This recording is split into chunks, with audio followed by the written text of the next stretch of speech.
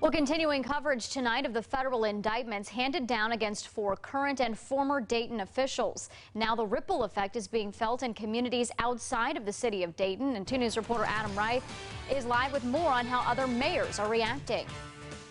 Roshawn Winburn is charged with fraud and corruption. More than a decade ago, he served a single term on Huber Heights City Council. Current Mayor Jeff Gore says it's unfortunate he has to fend off online attacks stemming from allegations he says have nothing to do with his city. We have checks and balances towards all that. We have ordinances that talk about our bidding procedures and the competitive bidding process. Huber Heights Mayor Jeff Gore says every city should have safeguards in place to prevent corruption and fraud from occurring. Whether it's in Huber Heights or whether it's in Toledo, whether it's in Columbus, there are rules in place to keep those things from happening.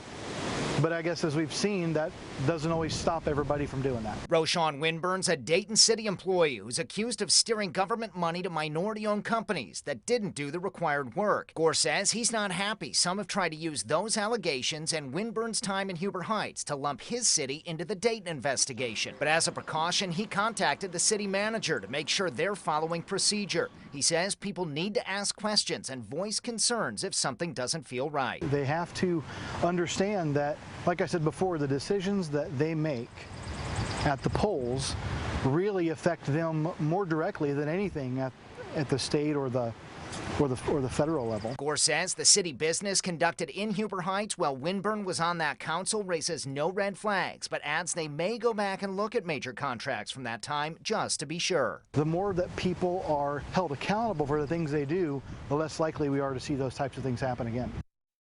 Now, make sure to download our 2 News app right now to get the latest updates on the federal indictment and the cases. In an hour, head to WDTN.com to watch the live stream of the Dayton City Commission meeting while you watch 2 News at 6. In Dayton, Adam Wright, 5 on 2.